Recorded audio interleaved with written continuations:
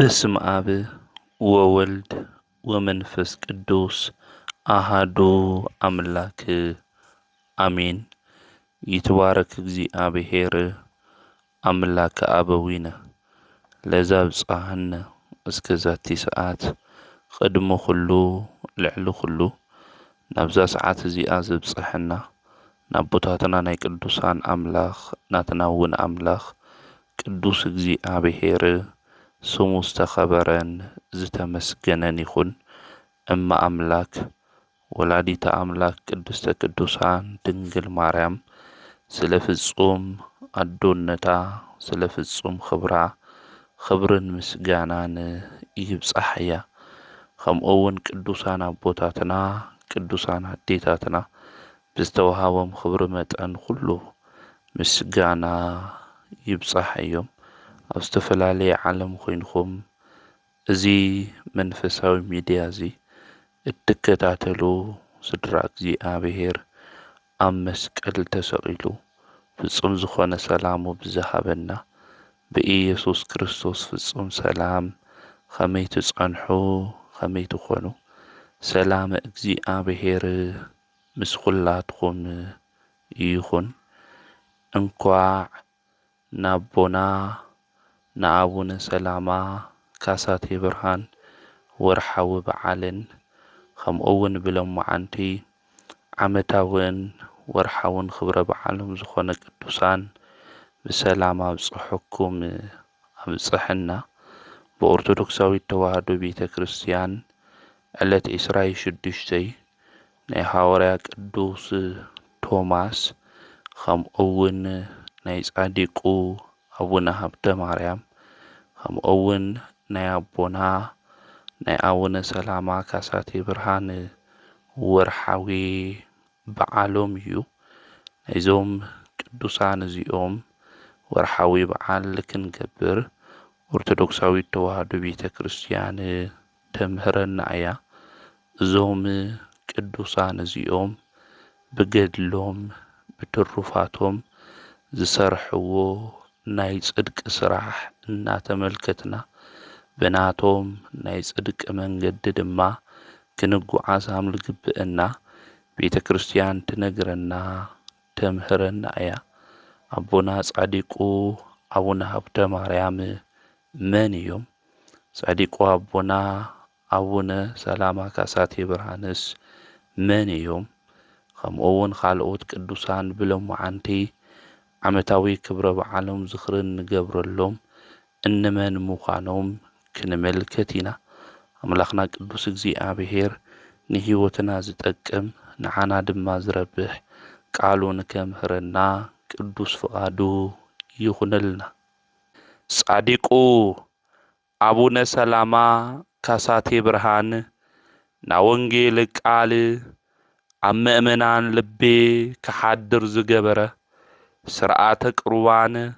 ስርዓተ ክህነት ድማ ኣብ ዓድና ክምስረት ዝገበረ ጻድቅ ኣቦ እዩ። ብዙሓት እውን ካብ ጸልማት ናብ ብርሃን ከመጹ ዝገበረ ናይ ሰላም ኣቦ ካሳቴ ብርሃን አቡነ ሰላማ እዩ። እዚ ጻድቅ እዚ አቡነ ሰላማ ብፍላይ ድማ ናብ ዓድና ዝመጸ ኣብ ሳልሳይ ክፍለ ዘመን መጀመርታ ናብ ዓድና እዚ ጻድቅ እዚ መጺኡ እዩ። አብኡ ምናጦስ ክበሃል እንተሎ ዓዲኡ ድማ ቅድስት ማርያም ሰናይት ትበሃል። ዝተወለደሉ ዓዱ ድማ አውጤሮስ ግሪክ ኣብ ዝበሃል ቦታ እዩ እዚ ጻድቅ እዚ ተወሊዱ። ናይ መጀመርያ ሽሙ ድማ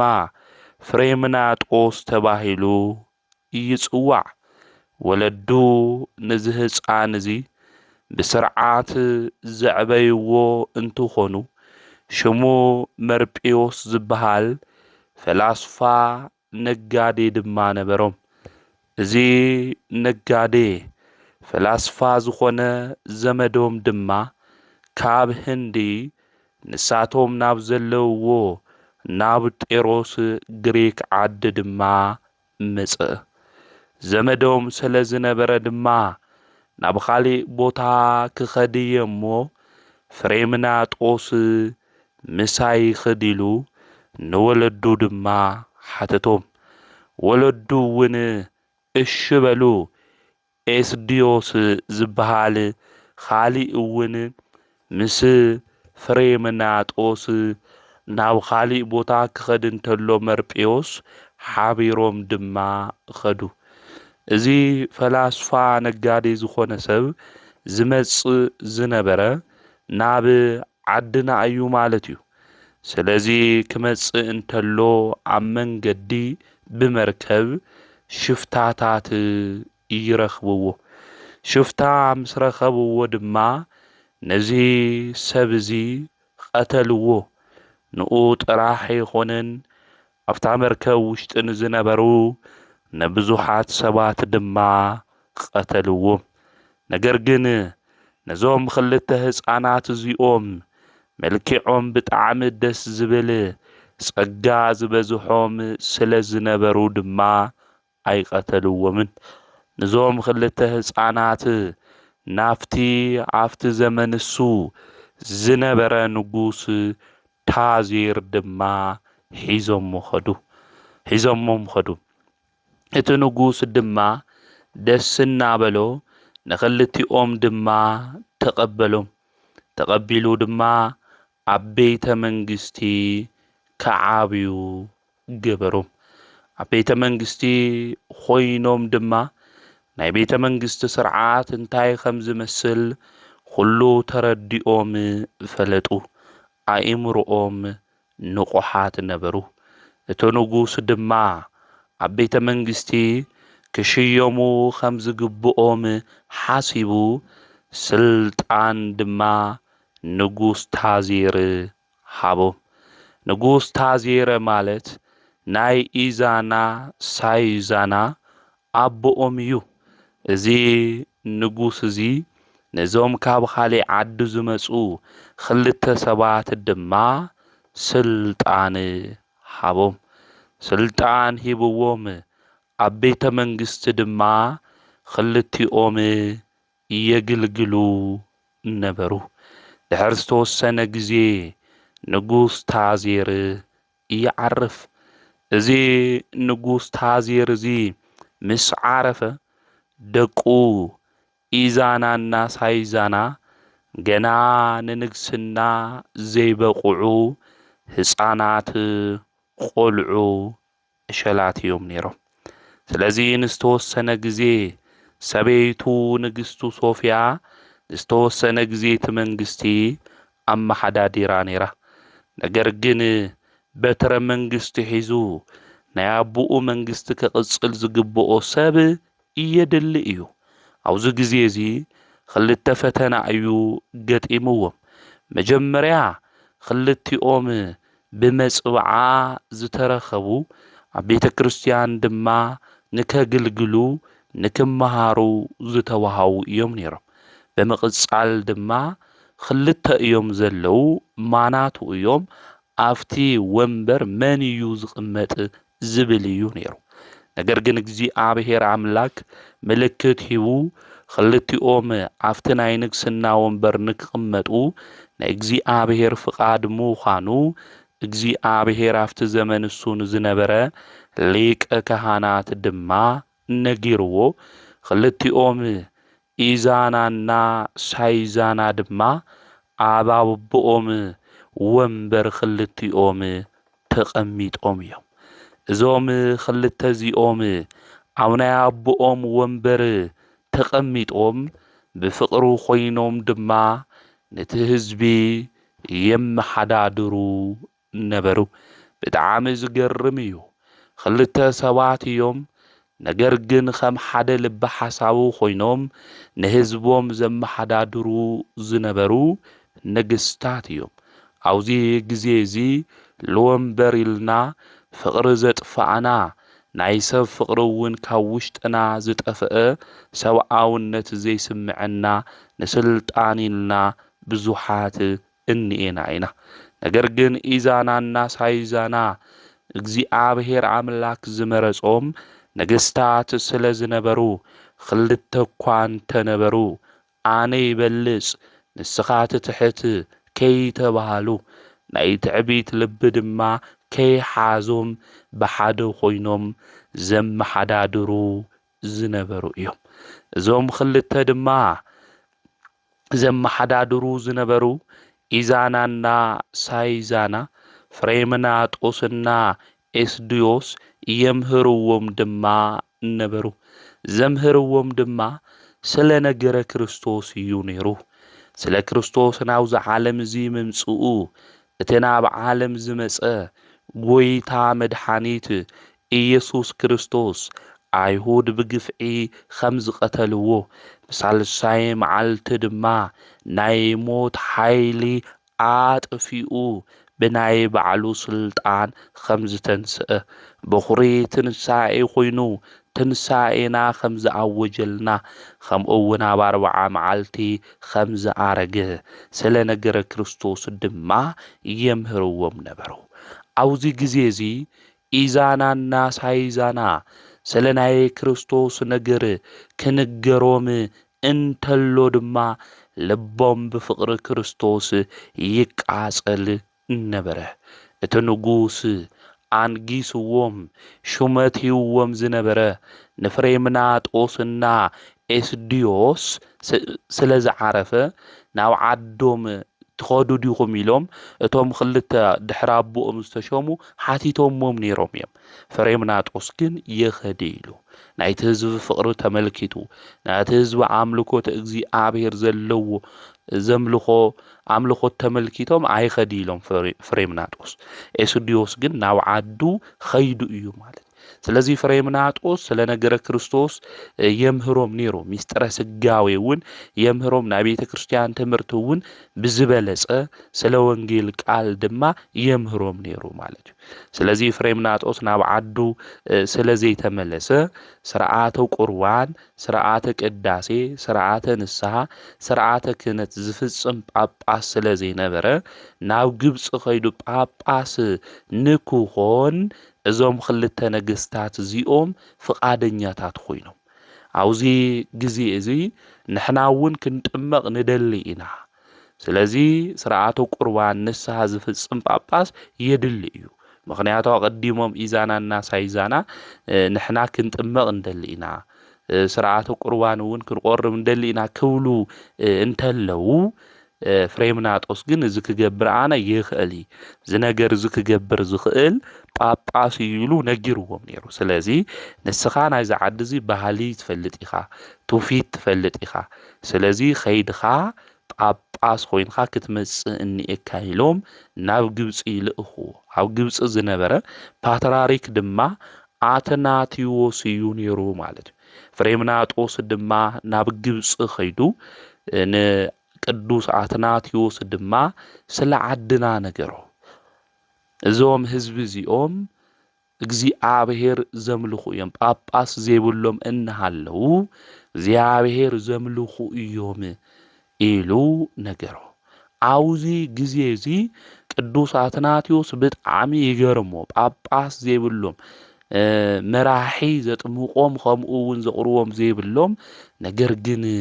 ብክርስትና ሃይማኖት መጓዓዞም ንእግዚአብሔር አምላኽ ምምላኾም ኢሉ ብጣዕሚ ይግረም ብጣዕሚ ድማ ይድነቕ ብፁዕ ወቅዱስ አቡነ አትናቴዎስ ናይ እስክንድርያ ፓትርያርክ ማለት እዩ አውዚ ግዜ እዚ ጉባኤ ኒቅያ እውን ዝካየደሉ ግዜ ስለ ዝነበረ ድሕሪ ሓደ ዓመት ፍሬምናጦስ ጳጳስ ገይሩ ፓትርያርክ አትናቴዎስ ይሾሞ ማለት እዩ ስለዚ ብፁዕ አቦና አቡነ ሰላማ ካሳቴ ብርሃን ብኢድ ፓትርያርክ አቡነ አትናቴዎስ ዝተሾሞ እዩ ማለት እዩ ምስተሾሞ ድማ ናብ ዓድና መጽኡ ማለት እዩ ናብ ዓድና ምስ መጸ መጀመርታ ንኢዛና ሳይዛና እዩ አጥሚቁዎም ኣብቲ ግዜ እሱ ነገስታት ዝነበሩ ኢዛናና ሳይዛና ስለ ዝነበሩ ንኽልቲኦም ምስ አጥመቆም ድማ አብርሃ አጽብሃ ኢሉ ሽሙ አውፂሎም ማለት እዩ አብርሃ ወአጽብሃ ኢልና ንጽውዖም እነዚህ እዩ ማለት እዩ ስመ ክርስትናኦም አብርሃ ወአጽብሃ ተባሂሉ ተዋሂብዎም እዩ ማለት እዩ ፍሬምናጦስ ድማ አባ ፍሬምናጦስ ዝነበረ ሽሞም ካብ ግሪክ ምስ መጹ አቡነ ሰላማ ካሳቴ ብርሃን ተባሂሎም ሽሞም ተጸዊዑ እዩ ማለት እዩ አባ ሰላማ ማለት ናይ ሰላም አቦ ማለት እዩ ሰባት በአምልኮተ ባዕድ ወይ ከዓ ጣዖት ብምምላኾም ፈጣሪኦም እግዚአብሔር ብዘይ ምፍላጦም ምስ አምላኾም ምስ እግዚአብሔር ተባይሶም ነይሮም ምስ አምላኾም ምስ እግዚአብሔር ክተዓረቁ ዝገበሩ ናይ ሰላም አቦ ስለ ዝነበሩ ምስ እግዚአብሔር ሰላም ፍቅሪ ድማ ክህልዎም ንደቂ ሰባት ስለ ዝገበሩ ናይ ሰላም አቦ ስለ ዝኾኑ አባ ሰላማ ተባሂሎም ተጸዊዖም እዮም ካሳቴ ብርሃን ዝተባሃሉ ድማ ብስርሖም ብርሃናዊ ዝኾነ መንገዲ ስለ ዘርእዩና በወንጌል ቃል ድማ ክንጓዓዝ ብብርሃን ናይ እግዚአብሔር ቃል ክንኸድ ስለ ዝገበሩና ካሳቴ ብርሃን ኢልናውን አቦና ጸዊዕናዮም ኢና ማለት እዩ ስለዚ አቡነ ሰላማ ካሳቴ ብርሃን ናይ መጀመርያ ናይ ኢትዮጵያ ሊቀ ጳጳስ እውን እዮም እዞም ጻዲቅ እዚኦም ማለት እዩ እና አቡነ ሰላማ ካሳቴ ብርሃን ተሾሙ እውን ብዚ መንገዲ እዚ ዝወጸሎም እዮም ማለት ኣብ ቤተ መንግስቲ ኣብቲ ዘመን እሱ ዝነበሩ አብርሃ ወአጽብሃ እውን ኣብ ቤተ መንግስቱ ውሽጢ ቃለ እግዚአብሔር ክንገር ፍርድ ድማ ከይጓደል ድኻ ድማ ንከይብደል ዘምህሩ ዝነበሩ ኣብ ቤተ መንግስቱ እውን ናይ እግዚአብሔር ቃል ዝንገረሉ ዝነበረ እዩ ማለት ናዞም ቅዱሳን ነገስታት እዚኦም እውን ንክጥመቁ ናይ እግዚአብሔር መንገዲ እውን ንክፈልጡ ዝገበርዎም እዞም ጻዲቅ እዚኦም አቡነ ሰላማ ካሳቴ ብርሃን እዩ ክስሓቱ ተለው እውን ዝእርምዎም ዝነበሩ ዝግስጽዎም ዝነበሩ ናይ እግዚአብሔር ቃል ከምዚ እዩ ዝብል ንስኹም ብዚ መንገዲ እዚ ኣይትኸዱ እናበሉ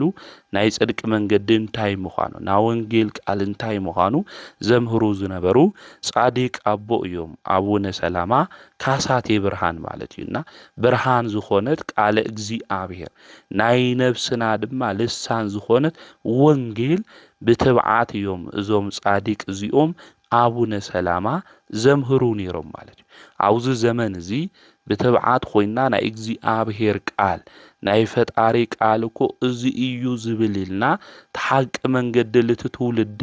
ነምህሮለና ዶ እዩ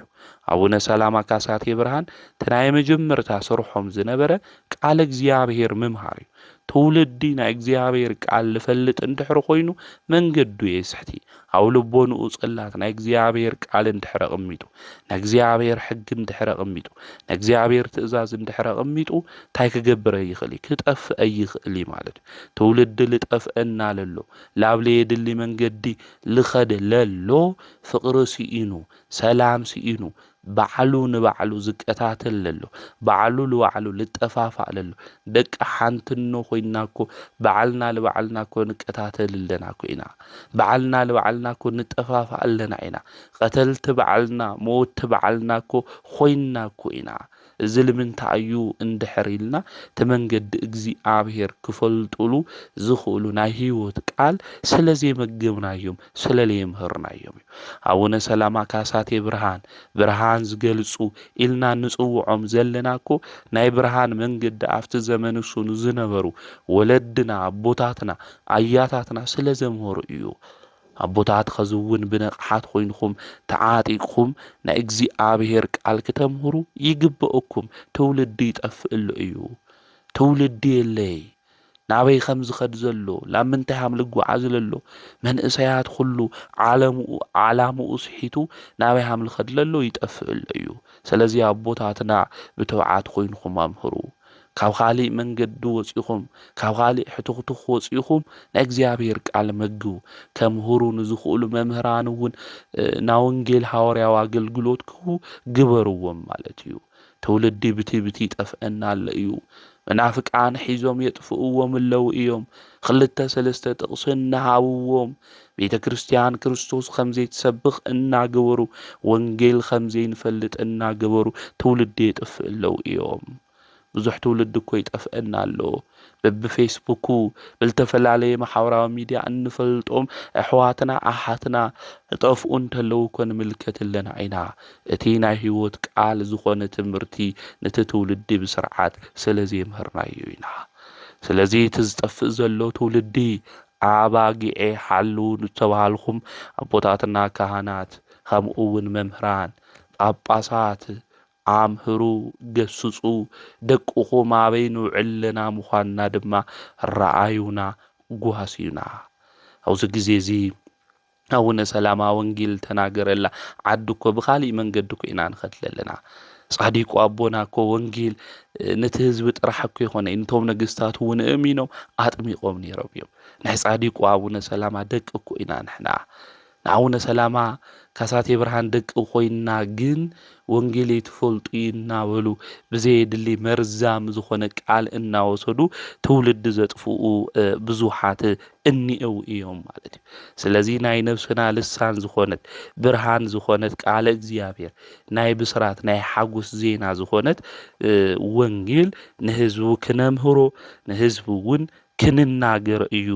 ዝግብእና ማለት እዩ ቅዱሳን ኣቦታትና እውን ዘምህሩና እዩ ና ወንጌል ቃል ብህይወቶም ዝተርጎሙ እዮም ብቃሎም ጥራሕ ይኾኑ ብተግባር እውን ዝፈጸሙ እዮም ነዚና ናይ ቅዱሳን ታሪክ ብብዕለቱ ካብ ስንክሳር ከምኡ እውን ካብ ገድላትና ምጻና እንመሃሮ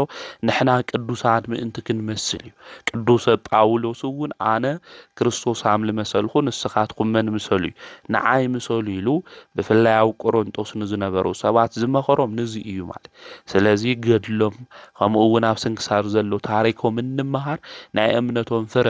እናተመልከትና ነቶም ቅዱሳን ኣቦታትና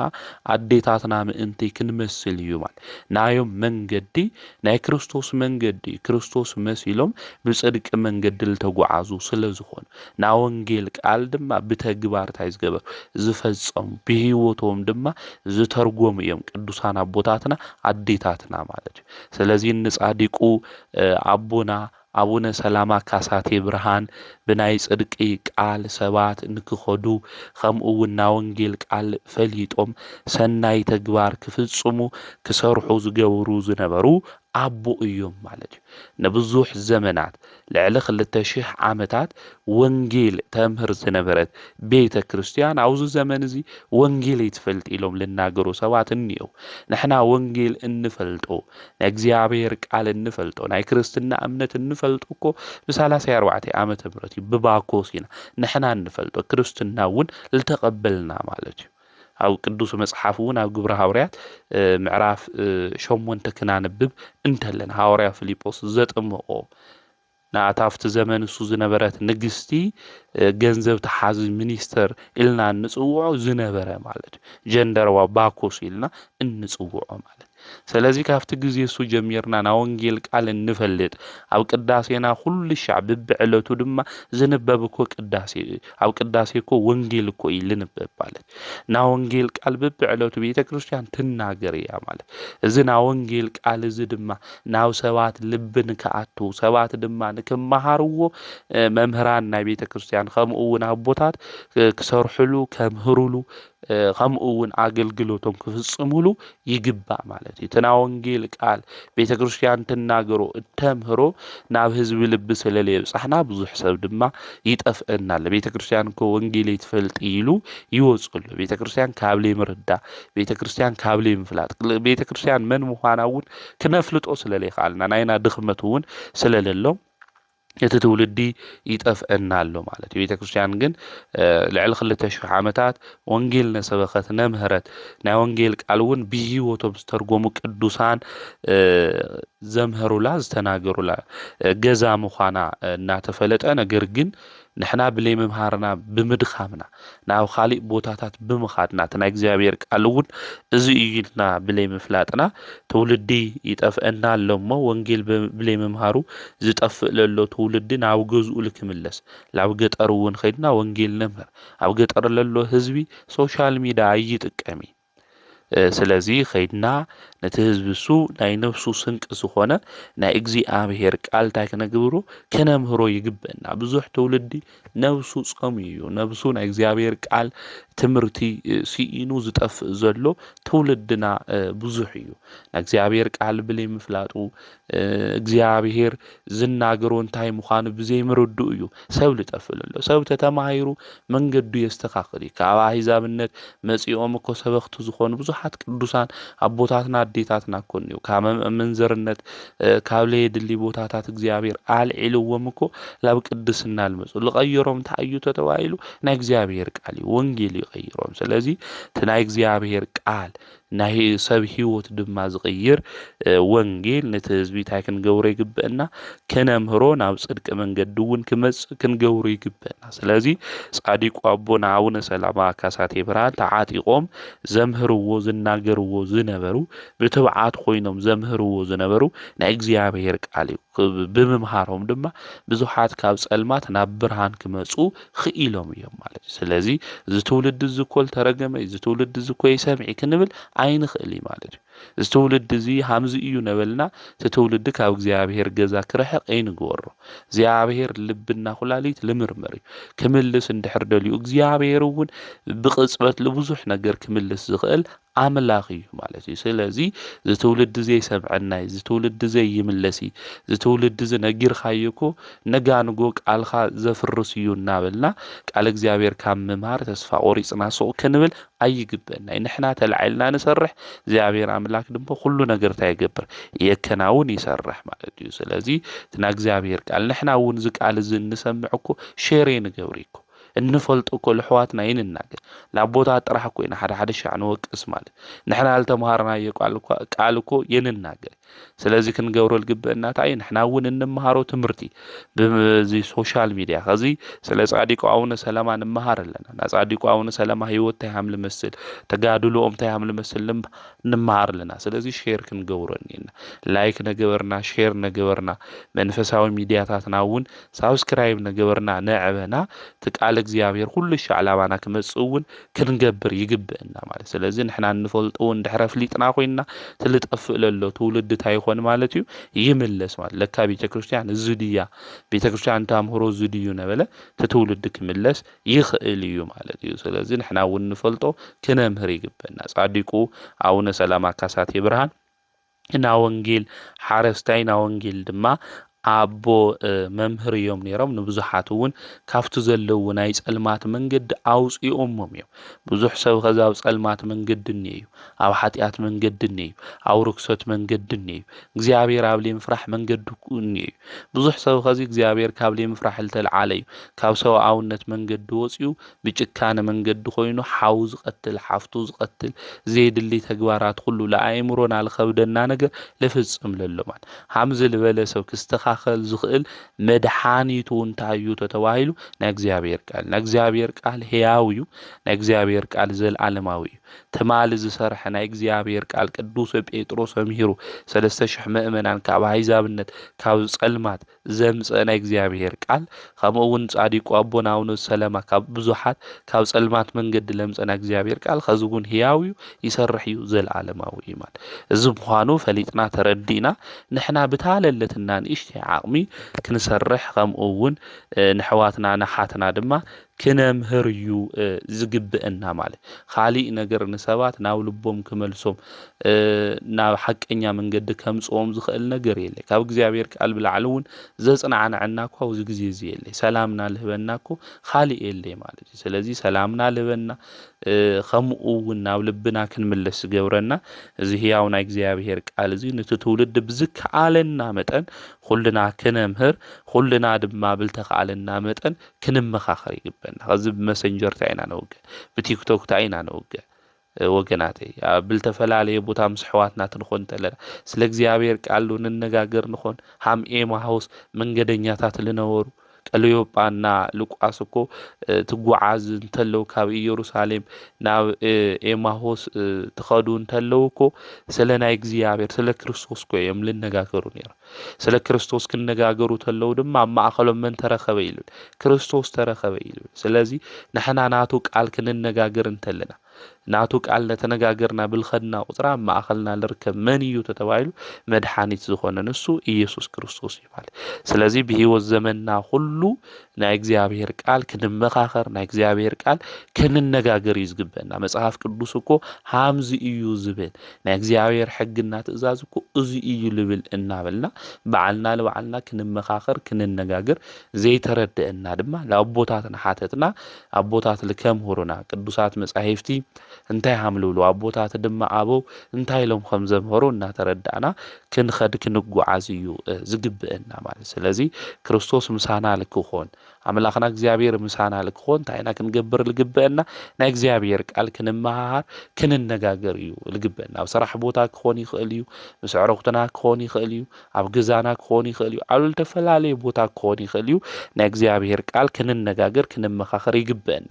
አቦና ጻዲቅ አቡነ ሰላማ ካሳቴ ብርሃን ኣብ ዝነበሮ ጊዜ እኮ ኣብ ቤተ መንግስቲ ከይቀረ ልንገር ዝነበረ እኮ ናይ እግዚአብሔር ቃል እዩ ማለት እዩ። ነዚ እዩ ፍርዲ ዘይጓደል ነይሩ። ነዚ እዩ ቅዱሳን ነገስታት እናበልና እውን አብርሃ ወአጽብሃ እንጽውዕ ላው ቅዱስና ክመጹ ዝገበሮም እቲ ዋና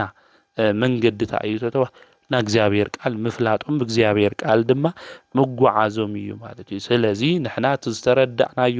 ተልፈለጥናዮ ተልተምሃርናዮ ና እግዚአብሔር ቃል እንታይ ክንገብር ነሰባት ክንናገር ንሰባት ንናገር እንድሕር ኮይና ድማ እቲ ናይ እግዚአብሔር ቃል ትንናገር ተለና ማእኸልና ቅዱስ አምላኽ እግዚአብሔር ተረኺቡ ሰላሙ ፍቅሩ ሁሉ ነገሩ ከም ዝዕድለና ክንፈልጥ ክንርዳ ይግብአና። ናይ እግዚአብሔር ቃል ካብ መዓር ካብ ሽኮር ሁሉ ዝበለጸ እዩ። እዚ ልበ አምላክ ዳዊት ናትኻ ቃል ካብ መዓርና ካብ ሽኮር ይበልጽ ኢሉ እውን ኣብ መዝሙሩ ዝዘመሮ ነዚ እዩ ማለት። ስለዚ ንህይወትና ዝጠቕመና ንህይወትና ብርሃን ዝኾነና ናይ እግዚአብሔር ቃል እዩ ማለት። ስለዚ እዚ ናይ እግዚአብሔር ቃል እዚ ንትውልዱ ሁሉ ክነምህሮ ክንግስጾ ክንነግሮ ይግብአና። ከዝልከ ይሰምዑና ይኽእሉ እዮም፣ ከዝልከ ይረድኡና ይኽእሉ እዮም። ግን ናይ እግዚአብሔር ቃል ሓይሉ እኒአዎ እዩ። ሓዊ እኳ ታይገብር እዩ ይኸፍል እዩ ናይ እግዚአብሔር ቃል። ዓለማት ልፈጠረ እዩ ናይ እግዚአብሔር ቃል። ስለዚ ድሕር ጊዜ እዞም ሰባት እዚኦም ልቦም ክቕይሮም ልቦም ድማ ክልውጦም ይኽእል እዩ። ናይ ቅዱስ ጳውሎስ ቃል ከም ዝሰምዐት ኣብ መጽሐፍ ከም ንፈልጦ ማለት እዩ። ጳውሎስ ተምህር እንተሎ ደሊና ልቦና ኣታይ ኮይኑ እዩ ማለት እዩ። ልቦና ናይ እግዚአብሔር ቃል ክትሰምዕ ገይርዋ እዩ ጳውሎስ ተምህር ተሎ። ስለዚ ልቦም ልደንደኑ ሰባት የሰምዑና ይክእሉ ይኽእሉ እዮም። እቲ ናይ እግዚአብሔር ቃል ግን ህይወት ይቕይሩ እዩ፣ ታሪክ ይቕይሩ። ናብ ብዙሓት ሰባት ህይወትና ልተቐይረ እኮ ብእግዚአብሔር ቃል እዩ። ስለዚ ናቶም ካልኦት ኣሕዋትና ኣሓትና ህይወት ንክቕየሩ እውን ናይ እግዚአብሔር ቃል ክንነግሮም ናይ እግዚአብሔር ቃል እውን ክነምህሮም እዩ ልግብአና። እዚ ነገር እዚ ክንገብር አምላኽና ቅዱስ እግዚአብሔር ንኹልና ይሓግዘና። ና ጻዲቁ አቦና አቡነ ሰላማ ካሳቴ ብርሃን ናይ እግዚአብሔር ቃል ዘምህሩ ዝነበሩ ጻዲቅ አቦ እዮም። ንሕና እውን ቃሉ እናምህርና ዝተጠፍአ ትውልዱ ሁሉ ክንምልስ እዩ ዝግብአና። ቅዱስ ዮሐንስ ሓፂር ታሪኩ ንፈልጦ ኢና። አትናስያ ትበሃል አዷው ዝሙት ልነበረት ካብ ዝሙት መንገዲ ክትወፅእ ልገበራ እኮ ብእግዚአብሔር ቃል እዩ ማለት እዩ። ስለዚ ላውዚ ቅዱስና ቦታ ለብቃዓ ናይ እግዚአብሔር ቃል ነጊሩ እዩ ማለት። ስለዚ ናይ እግዚአብሔር ቃል ህይወት ልቕይር እዩ፣ ታሪክ ልቕይር እዩ ማለት። ስለዚ ህይወት ታሪክ ልቕይር ብርሃን ዝኾነ ህይወት ዝኾነ ናይ እግዚአብሔር ቃል ለትውልዱ ሁሉ ክነመሓላልፍ ለትውልዱ ሁሉ ክንነግሮ ይግብአና። ሼር እውን ጌርና ክነብጽሐሎም ይግባእ። ካሊእ እዞም ጻዲቅ አቦና እዚኦም አቡነ ሰላማ ካሳቴ ብርሃን ድዊ ዝፍውሱ ዝነበሩ ጻዲቅ አቦ እዮም ማለት እዩ። ብስጋ ድውያት ንዝነበሩ ፈውስ ዝህቡ ዝነበሩ ተአምር ዝገብሩ ዝነበሩ ጻዲቅ አቦም እዮም። ጽድቆም ናይዞም አቦ እዚኦም ካብ ትምህርቶም ሰባት ልቢ ምምላስ ሓሊፉ ከምኡ እውን ብስጋ ተአምር ዝገብሩ ዝነበሩ ቅዱስ አቦ እዮም። ኣብቲ ዘመን እሱ ምስ ዝነበሩ ነገስታት እውን አብርሃ ወአጽብሃ ቅዱሳን ነገስታት ብዙሓት አብያተ ክርስቲያናት እውን ሃኒጾም እዮም፣ ገዳማት እውን ሰሪሖም እዮም። እዞም ጻዲቅ ኣቦና እዚኦም ማለት እዩ ካብ ዓድና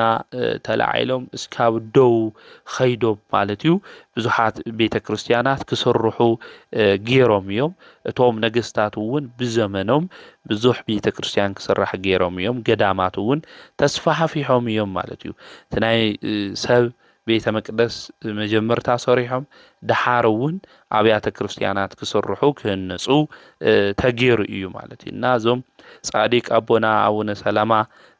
ካሳቴ ብርሃን ስርዓት እውን ኣብ ዓድና ስርዓት ናይ ቤተ ክርስቲያን ክስተኻኸል ገበሩ ኣቦ እዮም ብፍላይ ስርዓተ ቁርባን ስርዓተ ክህነት ስርዓተ ንስሓ እንብሎም ዝፍጽሙ ዝነበሩ ጳጳስ እውን እዮም ኣቦና ዝቐንዐት ሃይማኖት እውን ለምህሩ ዝነበሩ እዛ ዝቐንዐት ሃይማኖት ብምምሃር እውን ብዙሓት ሰባት ካብ ጸልማት ናብ ብርሃን ንክምለሱ ዝገበሩ እዮም እታ ቀንዐት ሃይማኖት መን እያ ተልና ኦርቶዶክስ ተዋህዶ እያ ብፍላይ ኣብዚ ኣብ ይሁዳ መልእኽቲ ምዕራፍ 1 ቁጥር 3 ክናንብብ ተለና ስለ ኻሊእ ክጽሕፈልኩም ደልየ ነይረ ነገር ግን ለቅዱሳን ተዋህዶት ሃይማኖት ሓደሻ ለቅዱሳን ተዋህዶት ሃይማኖት ስለዚ ሃይማኖት ለመን ያ ተዋህባ ለቅዱሳን ተዋህባ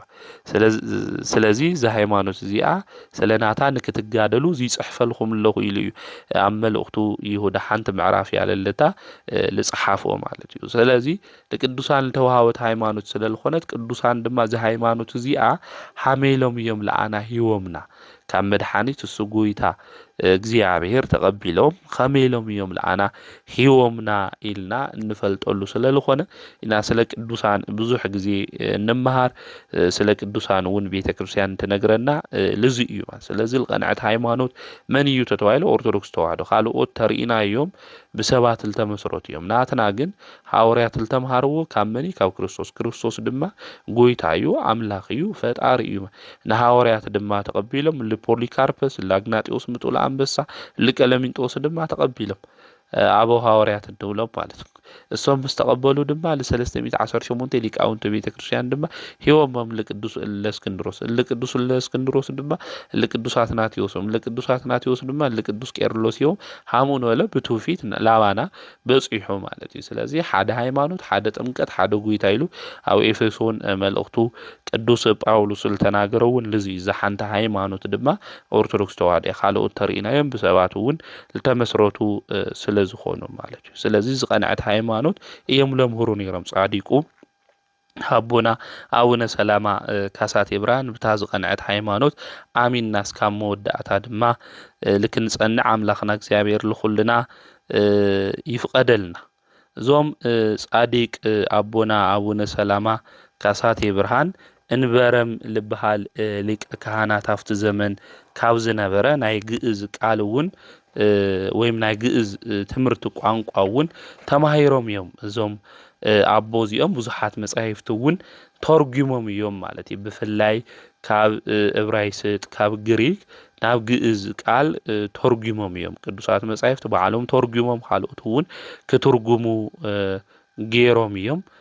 ከምኡ እውን ናይ ሳባውያን ፊደል አቀማምጣ አስተኻኺሎም እዮም ካብ ጸጋም ናብ የማን ንክጽሓፍ ንክንበብ እውን ዝገበሩ ዓብዩ ዕለታ ዝወዓሉ እዞም ጻዲቅ አቦ እዚኦም እዮም ከምኡ እውን ኣብቲ ዘመን እሱ ካህናት ብምሻም ዲያቆናት ብምሻም ምእመናን መኻሪ አቦ ንክህልዎም ንስሓ አቦ ንክህልዎም ዝገበሩ እዮም ኣብቲ ግዜ እሱ እዞም ጻዲቅ እዚኦም ኣብ ዝነበሩሉ ግዜ ንስሓ አቦታት ሕድሕድ ደቆም ይፈልጥዎም ቆሪዎም ንስሓ ኣትዮም ኢሎም ይከታተልዎም ኣብዚ ግዜ እዚ ልከታተሉ አቦታት እንየው ከምኡ እውን ለይከታተሉ እንየው ነገር ግን ደቅና ኣበይ እንየው ኣበይ ውዕለው ንስሓ ኣትውለው ቆርውለው ደልና ለደቅና ክንነግሮም ይግበና ተሐቅ ቃል ክንነግሮም ይግበና እንድሕር ለይቆረው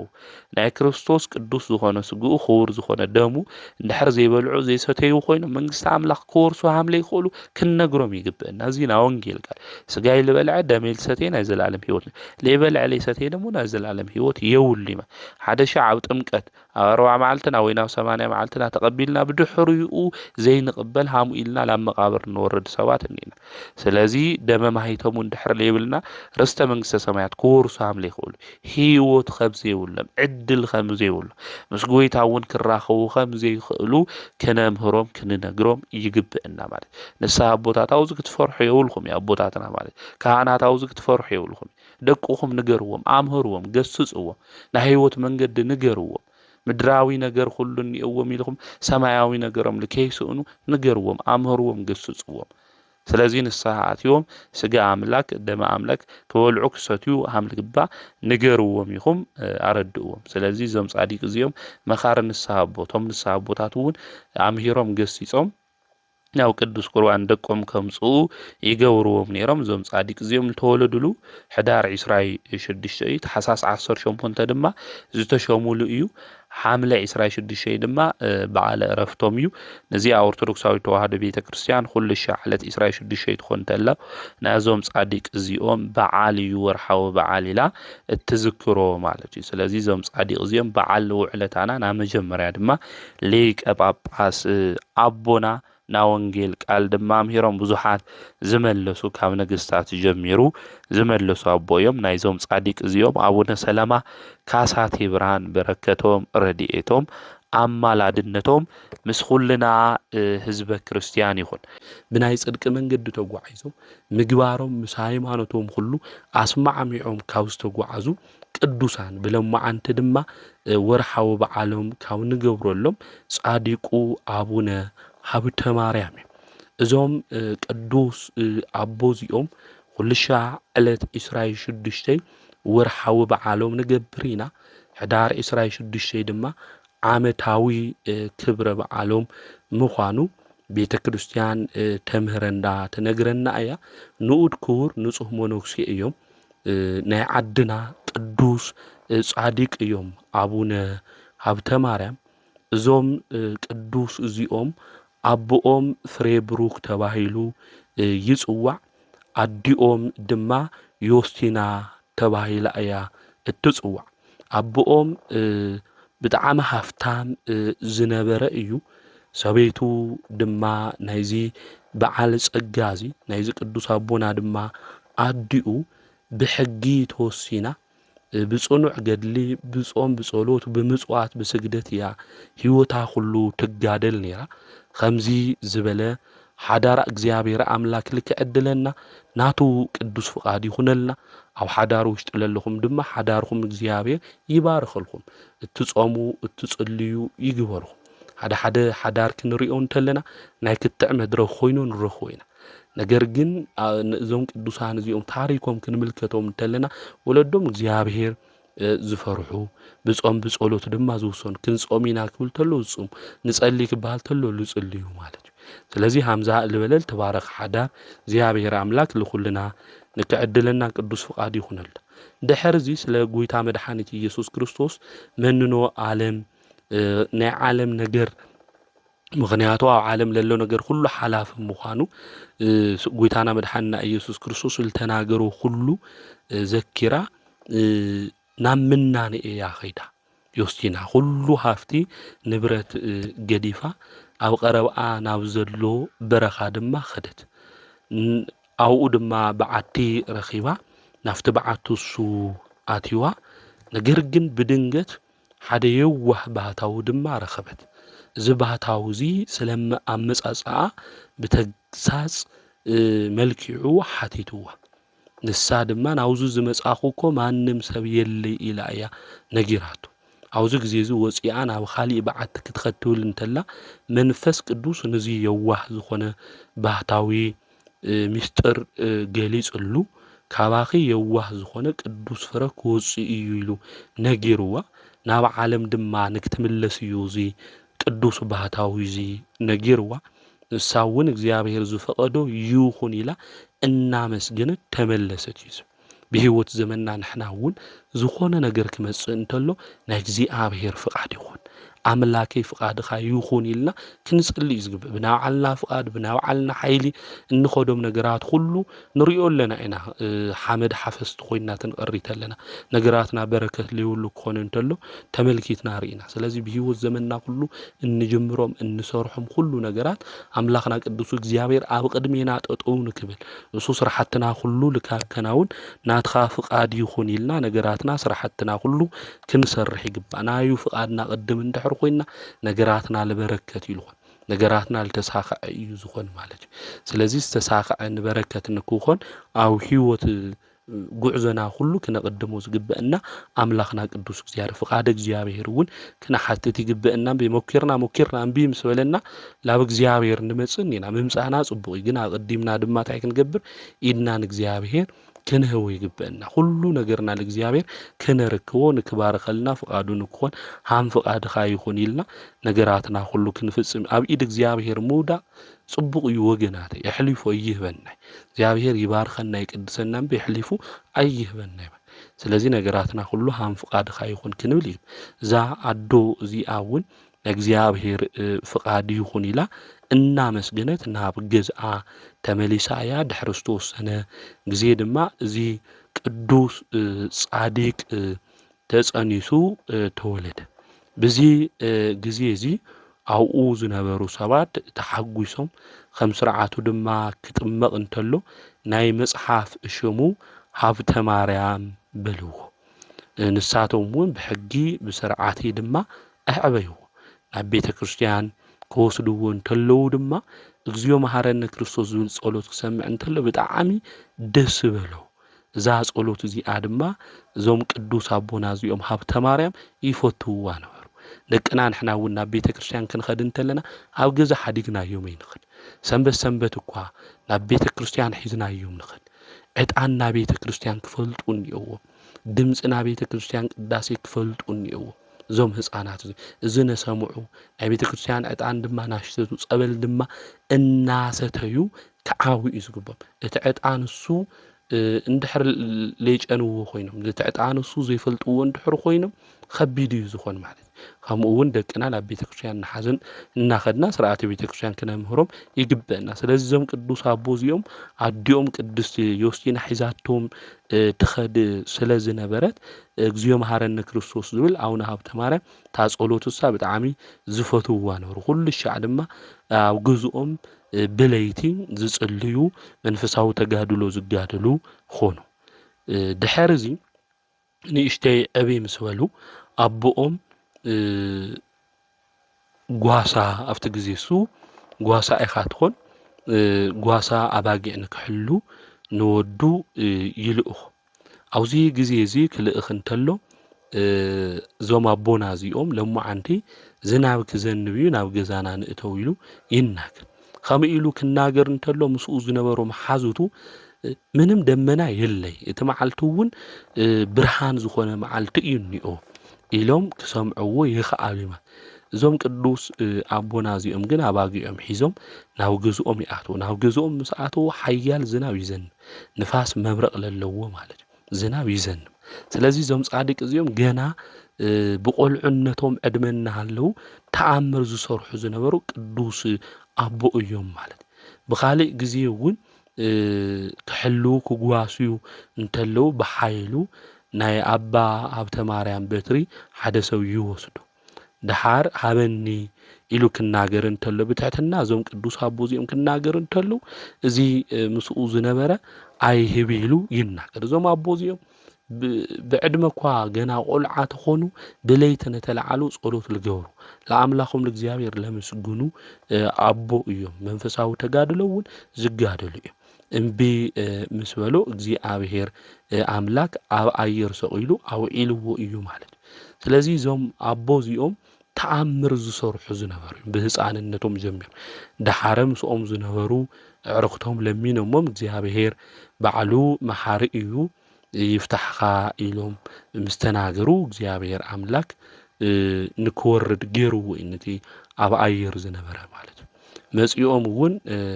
ኣብ ኣቦና እግሪ ቶም ዕርኽቶም ወዲቆም እዮም ማለት ስለዚ ገና ብቆልዑነቶም ናሃለዩ ጓሳ ኮይኖም ክሕልው እንተለው ተኣምር ዝሰርሑ ዝነበሩ ቅዱስ ኣቦ እዮም። ድሕሪ ብዙሕ ዘመናት እለ ኣድባር ናብ ትበሃል ገዳም ኣትዮም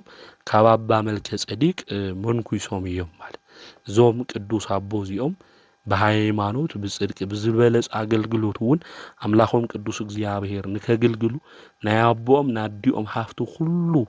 ገዲፎም ናብ ምናኔ ናብ ገዳም ኣትዎም እዮም። ብዓብዪ ተጋድሎ ድማ ይጋደሉ ነይሮም።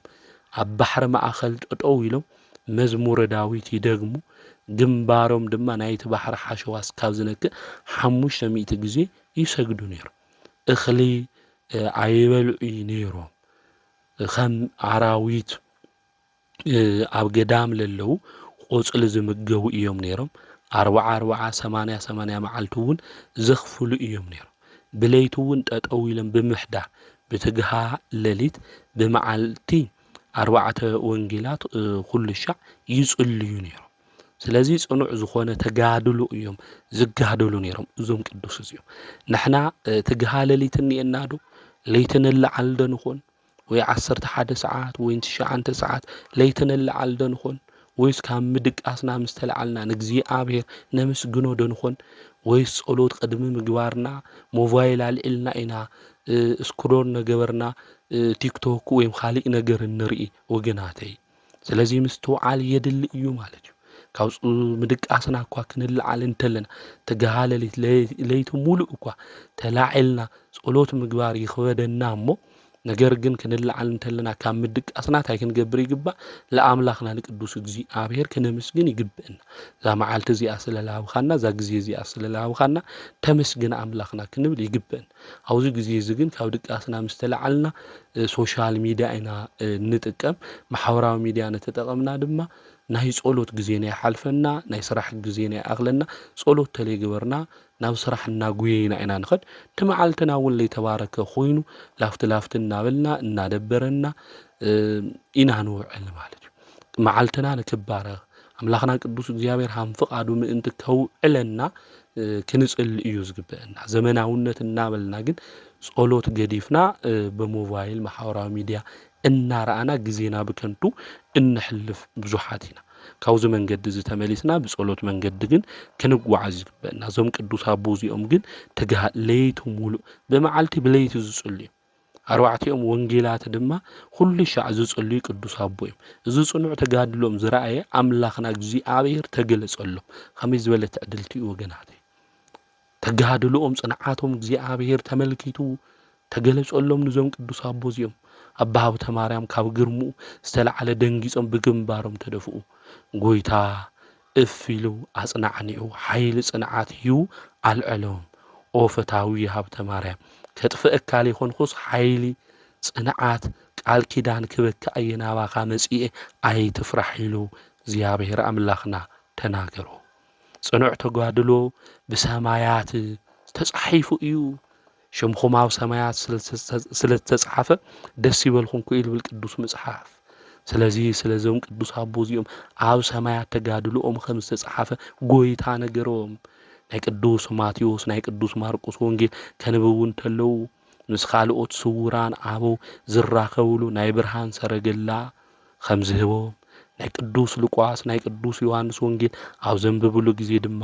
ስጋው ወደሙ ንክቕበል ናብ ኢየሩሳሌም ዝኸድሉ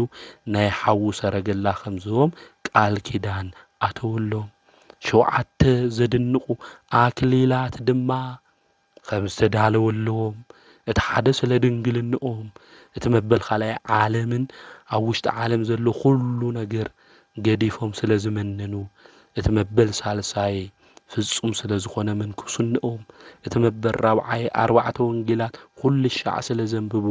እቲ መበል 5 ስለ ፍቕሩ ኢሉ እዛ ኣቦዚ ወዲ ሃፍታም እዩ፣ ወዲ በዓል ጸጋ እዩ።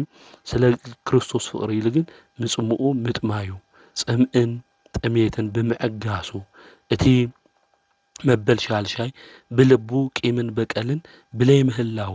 ተመበል 7 ስለ ንጹህ ናይ ክህነት ኣገልግሎቱ ብንጽህና ኮይኑ ስለ ዝዕርጎ መስዋዕቱ ምዃኑ እነገሮ። ስለዚ እዚ ቅዱስ ኣቦ እዚ 7 ኣክሊላት استدالو لئيو ሃይማኖቱ ዝሓለو ቅዱስ ጳውሎስ ከም ዝበሎ ጽቡቕ ዝኾነ ገድሊ ተጋዲ ሃይማኖተይ ሓልዮ እየ ስለዚ ታይ ተዳልዩለ ኢሉ ለጢሞቴዎስ ወዱ አክሊል ሰማያዊ አክሊል ሽልማት እዚ ቅዱስ አቦ እዚ ድማ አምላክ መድኃኒት ኢየሱስ ክርስቶስ መጽኡ ሸውዓተ አክሊላት ከም ዝህቦ ድማ ተናጊርዎ ዝዓለም እዚ ስለ ዝመነነ ንሕና ኮና ዓለም ነገር ምምናን እምቢልና ኮዩ ቁሳዊ ነገር ደጊምና ኮይና ሰማያዊ ነገር እኮ ሓዲግና ምድራዊ ነገር ናሐሰብና ሰማያዊ ነገርና ሁሉ ልገደፍና ኣብ ዓለም ሃምለለና ሃፍቲ ጥሪት ሁሉ ነገር የድልየና ክነቀድሞ ልግበአና ሰማያዊ ነገር ግን ክነዳሉ ይግብ ተበዝሐ 70 ዓመት ኢና ኣብዚ ዓለም ዝነብር ብድሕሪኡ ድኻም እዩ ልኾንውን ልበ አምላክ ዳዊት እውን ሃምል ነገርና ማለት ስለዚ ኣብዚ ዓለም ዝናሃለውና ክንገብሮ ልግበአና ስጋዊ ስራሕ ክንሰርሕ ይግበአና ካማንም እውን ክንጽበ ይብልና ዘይሰርሕ እውን አይብላ ኢሉ ቅዱስ መጽሐፍ ነጊርና ነገር ግን ኣብዚሕና ስለ ዓለም ነተጨነቅና መንፈሳዊ ነገርና ግን ገዲፍና ንቁሳዊ ኢልና ዘይድሊ ኃጢአት ውሽጢ ምስ አምላኽና ከበአሰና ናይ ጽድቅ መንገዲ ለይኾነ ተግባር ግን ክንፍጽም አይግበአና ይባላል ስለዚህ ዞም ቅዱሳን እዚኦም ህይወቶም ሁሉም ክንሪኦ እንተለና እናሃለዎም ሁሉ ነገር ልገደፉ እዮም ሁሉ ነገር ገዲፎም ድማ እንታይ ልገበሩ እዮም ማለት ምጽድቅ መንገዲ ልተጓዓዙ እዮም ስለዚህ ቅዱሳን ሲኢኖም ላምናን ይልአቶ ይሆን መውዛሕትዮም ታሪኮም ክንርኢ እንተለና ሁሉም ክንሪኦም እንተለና ደቂ ነገስታት ደቂ በዓል ጸጋይ እናሃለዎም ገዲፎም ናምናን ይዝኣቶ ቤተክርስቲያን እውን ተመረና እዚ እናሃለውና ክንገድፍ ይግብእን ሓደ ሻዕ እኮ ጥሜት ጾም ኢለ ይፈልሰው ኩኒን ሶልና እንጦምየን ሲኢና ነገር ግን ጾም ማለት ከታይ ሲኢና ምጥማይኩ ይሆን ይጾም እናሃለውና ምግዳፍ ማለት እዩ ጾም ማለት ምኽልኻል ማለት እዩ ካብ ማይ ከምኡውን ካብ ምግቢ ካብ ጥሉላት ነገራት ምዃኑ ቤተክርስቲያን ተምረን ስለዚህ ፈሊና ክንፈልጦም ልግበአና ነገራት ምፍላጥ የለ እዞም ቅዱስ አቦ እዚኦም ስለ ጽድቅ ኢሎም ልጸምኡ ልጠመዩ አቦ እዩ ስለ ተጋድሎም ስለ ንጽህናኦም ከምኡውን ኩሉ ሻዕ ወንጌል ስለ ንሕና ወንጌል ነንብብ ደንኾን መጽሐፍ ቅዱስ ገሊጽና መዓልት ሓደ ምዕራፍ ነንብብ ደንኾን ወገናት መጽሐፍ ቅዱስ ነንብብ ናይ ህይወት መጽሐፍ ስለልኾነ ሁሉ ነገር ክሰምረልና ሁሉ ነገር ክስተኻኸለልና መምርሕ ልህበና ናይ ህይወት መጽሐፍ ስለልኾነ መጽሐፍ ቅዱስ ማለት እዩ አምላኽና ቅዱስ እግዚአብሔር እውን ቃል ኪዳን ህይወም ዝኽርኻን ዝገበረ ሁሉ እግዚአብሔር አምላክ ካብ ሰማያት ዋጋ ሃምልዎ ንዚ ቅዱስ አቦዚ ቃል ኪዳን ህይወ ቅዱሳት መላእክት ዝሁሉም ስራይ በጣም ደስ ይሉ ሓውና ናብዘይ ውዳእ ሰማያዊ ሓጎስ ናው ዘለዎ ቦታ ክንወስደካ መጺና ወልዎ እዚ አውስተናገሩ ጊዜ ጎይታና መድኃኒትና ኢየሱስ ክርስቶስ እውን ተገሊጹሉ እግዚአብሔር እውን በሰለስትነት ተገሊጹ ተራእዩ ስላሴ ርዮም ዮም ዞም ቅዱስ አቦዚዮም ዝኽርኻን ዝገበረ ብሽምኻ ቤተክርስቲያን ዝሰርሐ መባእን ዝሃበ ከምኡውን ኣርባዕተ ወንጌላት ንዘንበበ ርስተ መንግስተ ሰማያት እውን ከም ዘውርሶ ናይ ገድልኻ መጽሓፍ እውን ለንበበ ለጽሐፈ ዝሰምዐ ብእምነት ኮይኑ ከምኡውን መጽሐፍ ክንብብ እንተሎ ኦተማይሱ ብእምነት ኮይኑ ጸበል ኢሉ ክድሐን እየ ንዝበለ ሁሉ ንክድሐን ቃል ኪዳን ሃምልሃዎ ገድሎም እውን ይነግረና ድሕርዚ ጎይታ ሰለስተ ጊዜ ሲዒምዎ ነፍሱ ካብ ስጉኡ ድማ ብሰላም ተፈለየት እዚ ሕዳር 26 እዩ ናይ አቦና ዓመታዊ ክብረ በዓል እውን እናኽብሮማ ቅዱሳን መላእክት እውን ብዓብይ ሓጎስ እናመስገኑ ኣዕሪጎሞ ነፍሱ ማለት እዩ ስለዚህ እዚ ቅዱስ እዚ አቡነ ሀብተ ማርያም በሃይማኖት መንገዲ ተጓዒዙ ፍቅሪ ዝሓዘ እዩ ከምኡውን ናይ ጽድቅ ምግባር ስራሕ እውን ዝሰርሐ ቅዱስ አቦ እዩ ናይ ጻዲቁ ናአቡነ ሀብተ ማርያም በረከቱ ረድኤቱ አማላድነቱ ኣብ ኩልና ኣብ ህዝበ ክርስቲያን ልዕሊ ይኹን ከምኡውን ብሎማዓንቲ የካቲት 26 መጽሐፈ ስንክሳር ክናነብብ እንተለና ዓመታዊ ክብረ በዓሎም ካብ ዝኾኑ ቅዱሳን ሓደ ነቢዩ ቅዱስ ሆሴዕ እዩ እዚ ነቢዩ እዚ ካብቶም 12 ደቂቀ ነቢያት ሓደ እዩ ናይ ስሙ ትርጉም መድኃኒት ማለት እዩ ነቢዩ ሆሴዕ ብፍላይ ቅድሚ ልምደተ ክርስቶስ ዝነበረ ነቢይ እዩ። ዳግማዊ ኢዮርብዓም ኣብ ሰማርያ ነጊሱ ኣብ ዝነበረሉ ግዜ ዝተለዓለ ነቢዩ እዩ። እዚ ነቢዩ እዚ እግዚኣብሔር ኣምላክ ንነቢይነት ኣብ ዝመረጸሉ ግዜ ነቢዩ ኮይኑ ድማ ኣብ ዘገልግለሉ ግዜ ነቢዩ ኢሳይያስ፣ ነቢዩ ሚክያስ፣ ነቢዩ ኣሞጽ እውን የገልግሉ ነይሮም እዮም። ነቢዩ ሆሴዕ በዓል ሓዳር እዩ። ሰበይቱ እውን ጎሜር ተባሂላ እያ እትጽዋዕ። ኣመንዝራ ሰበይቲ ከም ዝነበረት እውን ኣብ ትንቢተ ሆሴዕ ምዕራፍ 1:3 እናንብብ ኢና። እዛ ሰበይቱ እዚኣ ኣመንዝራ ተባሂላ ዝተጸውዐት ምስ ካሊእ ወዲ ናይ ኣመንዝርነት ስራሕ ትሰርሕ ስለ ዝነበረት ዘይኾነስ ጣዖት ተምልኽ ስለ ዝነበረት እዩ። ኣብዚ ግዜ እዚ እግዚኣብሔር ድማ ነዛ ሰበይቲ እዚኣ ንክምርዖ እዩ ኣዚዝዎ። ምክንያቱ ንምንታይ እዩ ክንብል እንተለና ኣብቲ ግዜ እቲ ዝነበሩ ህዝቡ ኩሎም ካብ እግዚኣብሔር ርሒቆም ከም ዝነበሩ ከምኡ እውን ምስ ጣዖት ሕብረት ፈጢሮም ነይሮም እዮም። እግዚኣብሔር ኣምላክ ድማ ብምሳሌ ክናገር እንተሎ ነዛ ጎሜር እትበሃል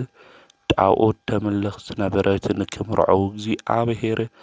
ኣዚዝዎ እዩ። ኣብዚ ብደንቢ ክነስተውዕሎ ዝግብአና ሆሴዕ ማለት መድሓኒት እዩ። ጎሜር ድማ ኣመንዝራ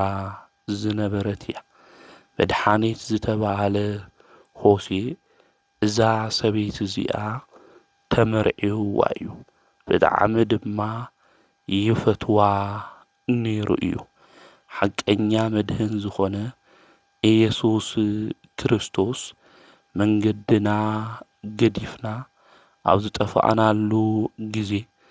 ንዓና ፈትዩና ክደልየና ከም ዝመጸ ምሳና ድማ ተዋሂዱ ኣምላኽና ቅዱስ እግዚኣብሔር ናትና ባህሪ ወሲዱ ሰብ ናይ ምዃኑ ምስጢር ዘርድእ ምዃኑ ኣብዚ ክንፈልጦ ክንርድኦ ይግብአና። እዛ ጎሜር ናይ ምእመናን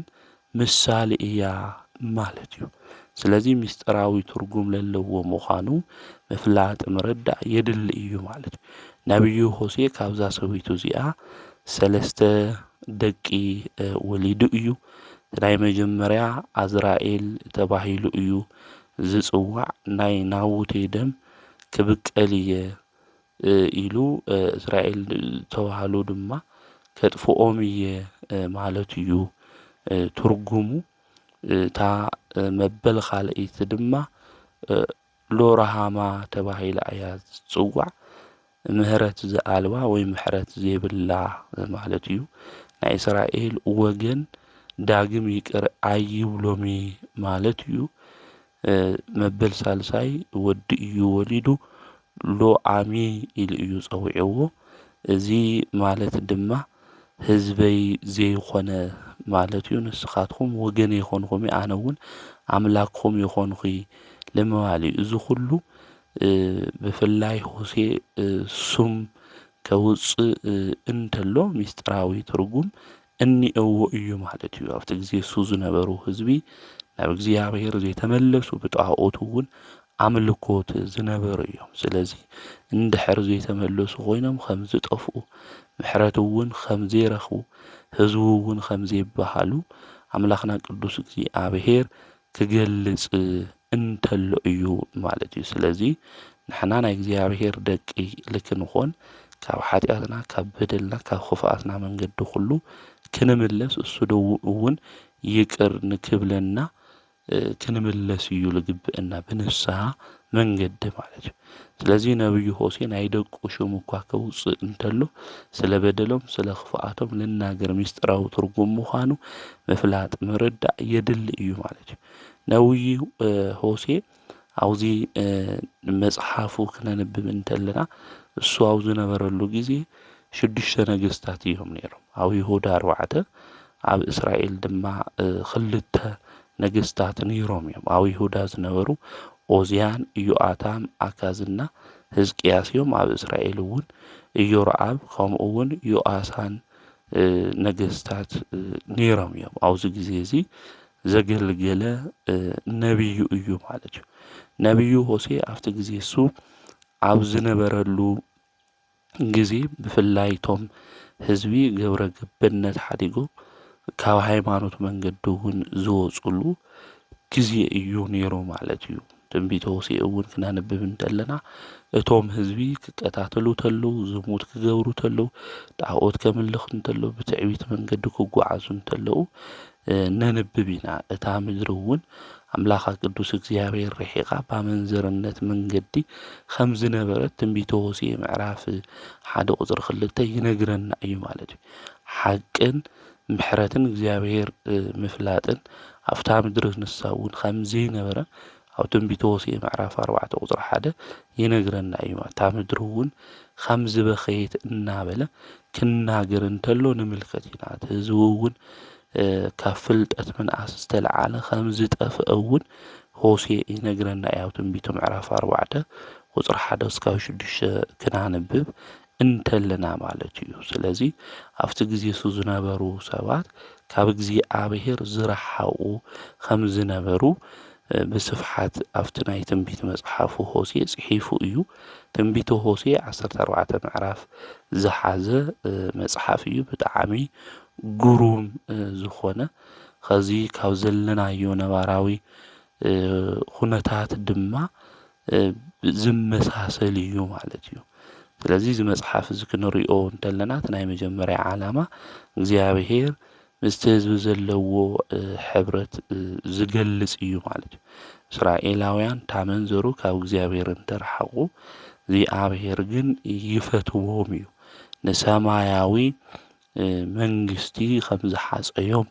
እግዚኣብሔር ሆሴዕ ብተደጋጋሚ ክናገር እንተሎ ንምልከት ኢና ማለት እዩ። ንሳቶም ካብኡ እንተረሓቑ ግን እግዚኣብሔር ከም ዝፈትዎም ይነግረና ማለት እዩ። ስለዚ እቲ ናይ መጀመርያ ዓላምኡ እዚ መጽሓፍ እግዚኣብሔር ምስቲ ህዝቢ ዘለዎ ሕብረት ዝገልጽ እዩ። ንሶም እንተጠፍኡ እኳ እግዚኣብሔር ከም ዝፈትዎም ብምሕረቱ ናብኦም ክቐርብ እንተሎ ንምልከት ኢና። ንሕና እውን ምስ እግዚኣብሔር ሕብረት ክህልወና ይግባእ። ካብቲ ዘለና ናይ መንዘርነት መንገዲ ተመሊስና ኣምላኽና ንሱ መድሓኒትና ኢየሱስ ክርስቶስ ናይ መርዓና ክዳን ተኸዲንና ክንጽበዮ እዩ ዝግብአና ማለት እዩ። ካሊእ ናይዚ መጽሓፍ ዓላማ ክንምልከት እንተለና እስራኤል ብዓብዪ ደዌ ሕማም ከም ዝተተሓዘት ኣብዚ መጽሓፍ ሆሴዕ ይነግረና እዩ ማለት እዩ። ምዕራፍ 5 ክናንብብ እንተለና መድሓኒታ ድማ እግዚኣብሔር ጥራሕ ምዃኑ ክገልጽ እንተሎ ይነግረና እዩ ማለት እዩ። ንሕና እውን በብዙሕ ንሓጢኣት ደዌ ሕማም ተታሒዝና ኢና። ከድሕነና ዝኽእል ኣምላኽና ቅዱስ እግዚኣብሔር እዩ። ካብ እግዚኣብሔር ርሒቕና ምድራዊ ነገር ጥራሕ እናሓሰብና ፍልጠት መንፈሳዊ ድማ ካባና ጠፊኡ ትዕቢት ሒዝና ካብ እግዚኣብሔር ምምላኽ መንገዲ ወፂና በብዙሕ ሕማም ነብስና ተታሒዛ እያ እሞ ምሕረት እግዚኣብሔር ክንደሊ ምስኡ እውን ሕብረት ክንፈጥር እዩ ዝግብአና። ኣብቲ ጊዜ እሱ ዝነበሩ ሰባት ካብ እግዚኣብሔር ምሕረት ይደልዩ፣ ግን ምስ እግዚኣብሔር ሕብረት ክፈጥሩ ኣይደልዩ ነይሮም። ንሕና እውን ኣብዚ ጊዜ እዚ ሃምኡ ኢና ማለት እዩ። ንእግዚኣብሔር ምሕረት እንደሊ ኢና። ካብ ሓጢኣት ውፁ፣ ካብ በደል ውፁ፣ ምስ እግዚኣብሔር ሕብረት ግበሩ ክንበሃል እንተለና ግን ካብ ሓጢኣት ወፂና ምስ እግዚኣብሔር ሕብረት ለይንገብር ብዙሓት እኒኤና ኢና እሞ ካብዚ ክፉእ ሕማምና እዚ ኣምላኽና ቅዱስ እግዚኣብሔር ንኹልና ንከድሕነና ናቱ ቅዱስ ፍቓድ ይኹነልና። ብጽድቅን ብንጽህና መንገዲ ተመላሊስና ኣምላኽና ድማ ናይ ምሕረት ገጹ ላባና ንክምልስ ናቱ ፍቓድ ይኹነልና ማለት እዩ። ከምኡ እውን እዚ ናይ ሆሴዕ መጽሓፍ ክናንብብ እንተለና ዋና ዓላምኡ እስራኤላውያን ካብቲ ሕማቅ ተግባሮም ተመሊሶም ብንጽህና ብቅድስና ምስተመርዓዊኦም ዝኾነ እግዚአብሔር ብፍቕሪ ንክነብሩ ምግባዝ ምዃኑ ተመጽሓፍ ክነነብብ እንተለና ንምልከት ኢና ማለት እዩ። ምክንያቱ ብሓጢአት ብኽፍኣት ምክንያቱ ኣብቲ ናይ ሓጢአት መንገዲ መወዳእታ እዮም ነይሮም። በደሎም ሓጢአቶም ብዙሕ እዩ ነይሩ። ናይ እግዚአብሔር ምሕረት ግን ናብኦም በሩ ክፍቲ ምዃኑ ግን እሱ ይነግሮም ነይሩ። እዚ ናይ ምሕረት ናይ ድሕነት ተስፋ ድማ ንክጥቀምዎ ይነግሮም እዩ ነይሩ። እዚ ናይ እግዚአብሔር ነቢይ ማለት ንሕና እውን እግዚአብሔር ኣምላኽና ናይ ምሕረት በሩ ከፊቱ ብንስሓ መንገዲ ተመላሊስና ናብኡ ክንቐርብ ኣምላኽና ቅዱስ እግዚአብሔር ናባና ናይ ምሕረት በሩ ሃምልኸፈተ መምህራን ይነግሩና፣ መጻሕፍቲ ይነግሩና። ልቢልና አስተውዒልና ብንስሓ መንገዲ ክንመላለስ ናይ ጽድቂ ፍረ ድማ ልክንበልዕ ብናይ ጽድቂ ፍረ መንገዲ እውን ክንጓዓዝ እዩ ዝግብአና። ናይ ሆሴዕ መጽሓፍ ክናንብቦ እንተለና እዞም ዓላማታት እዚኦም ሃምለለዎም ይነግረና ይርድአና እዩ ማለት እዩ። ሊቃውንቲ ቤተ ክርስቲያን እውን ከም ዘምህርዎ ናይ ትንቢት መጽሓፍ እዚ ናይ ሆሴዕ ፍቅረ እግዚአብሔር ስለ ዝገልጽ ናይ ብሉይ ኪዳን ዮሐንስ እናበሉ እውን ይጽውዕዎ እዮም። እዚ መጽሓፍ እዚ ከምኡ እውን ስለ ኣምላኽና ስለ ኢየሱስ ክርስቶስ ናብዚ ዓለም እዚ ምምጻእ ኣብ ትንቢት ሆሴዕ ምዕራፍ 6 ከምኡ እውን ናብ ግብጺ ምስዳዱ ትንቢት ሆሴዕ ምዕራፍ 11 ስለ ሞቱ ስለ ትንሣኤኡ ኣብዛ ትንቢት ሆሴዕ ምዕራፍ 13 እውን ይናገር እዩ ማለት እዩ። ስለዚ ኣብ ሓድስ ኪዳን መጽሓፍቲ እውን ተጠቂሱ ንረኽቦ ኢና። ኣብ ሮሜ መልእክቱ ቅዱስ ጳውሎስ ምዕራፍ 9 እውን ናይ ሆሴዕ መጽሓፍ ተቂሱ ክናገር እንተሎ ንምልከት ኢና ማለት እዩ። ስለዚ ናይ ሆሴዕ ትንቢት መጽሓፍ እዞም መልእክትታት እዚኦም ሃምለለዎም ክንፈልጥ ክንርዳእ ይግብአና። ናይ ንስሓ ፍረ ንክህልወና ናይ ድህነት ተስፋ ከምኡ እውን ሆሴዕ ነቲ ህዝቢ ክግስጾ እንተሎ ካብ እግዚአብሔር ተላኢኹ ንምልከት ኢና ንርኢ ኢና ማለት። ስለዚ እዚ ነቢዩ እዚ ብሎማዓንቲ ለካቲት 26 በዓለ ዕረፍቱ ምዃኑ ቅድስት ቤተ ክርስቲያን ትነግረና እያ። ንእግዚአብሔር ምስጋና ይኹኖ። ናይዚ ነቢዩ እዚ ናይ ነቢዩ ሆሴዕ በረከቱ ረድኤቱ ኣማላድነቱ ምስ ኩልና ህዝበ ክርስቲያን ይኹን። ከምኡ እውን ብሎማዓንቲ መጽሓፈ ስንክሳር ክናነብብ እንተለና ለካቲት 26 ዝኸበረ ሳዶቅ ብሰማዕትነት ዝዓረፈሉ ዕለት ምዃኑ መጽሓፈ ስንክሳር ይነግረና እዩ። እዚ ዝኸበረ ሳዶቅ ኣብ ዝነበረሉ ግዜ ናይ ፋርስ ንጉስ ብርሃም ተባሂሉ ዝጽዋዕ ንፀሓይ እዩ ዝሰግድ ነይሩ፣ ጣዖት እዩ ዘምልኽ ነይሩ። ኣብዚ ግዜ እዚ ዝና ፋርስ ንጉስ ነዚ ቅዱስ እዚ ፀዊዑ ንፀሓይ ስገድ ኢሉ ይእዝዞ። ኣብዚ ግዜ እሱ ኣነ ናይ ፀሓይ ኣምላክ ንዝኾነ ንጎይታይ ንመድሓኒተይ ንኢየሱስ ክርስቶስ እየ ዝሰግድ ኢሉ ይናገር። ንፀሓይ ኣምላክ እኒአዋ ድዩ ኢሉ ንቅዱስ ሳዶቅ እቲ ንጉስ ይሓቶ። ንሱ እውን እወ ንሱ መድሓኒት ኢየሱስ ክርስቶስ እዩ ኢሉ ይናገሮ። እቲ ንጉስ ናይ ቅዱስ ሳዶቅ ርእሲ ብሰይፊ ንክቁረፅ እውን ኣዚዙ እዩ። ዝኸበረ ቅዱስ ሳዶቅ እውን ጠጠው ኢሉ ናብ እግዚአብሔር ጸልዩ። ርእሱ ዘንበለ ኣቢሉ ድማ ብሎማዓንቲ ሰማዕትነት ተቐቢሉ እዩ። ከምኡ እውን ናይዚ ኣቦዚ ናይ እምነት ጽንዓቱ ተመልኪቶም ካልኦት ቅዱሳን እውን ብሎማዓንቲ ናይ ሰማዕትነት ኣክሊል እውን ተቐቢሎም እዮም። ልዕሊ 2000 ዝኾኑ ቅዱሳን ሰማዕትነት እውን ብሎማዓንቲ ስለ ክርስቶስ መስኪሮም ዝተቐበልሉ ዕለት ምዃኑ መጽሓፈ ስንክሳር ይነግረና እዩ። በረከቶም ረድኤቶም ኣማላድነቶም ኣብ ልዕሊ ኩልና ህዝበ ክርስቲያን ንክኾን ንኣምላኽና ናይ እግዚአብሔር ቅዱስ ፍቃድ ይኹነልና። ዘምህረና ዝገሰጸና ናይ ኣቦታትና ኣምላክ ቅዱስ እግዚአብሔር ስሙ ዝተኸበረን ዝተመስገነን ይኹን። ወስብሐት ለእግዚአብሔር ወወላዲቱ ድንግል ወለመስቀሉ ክቡር።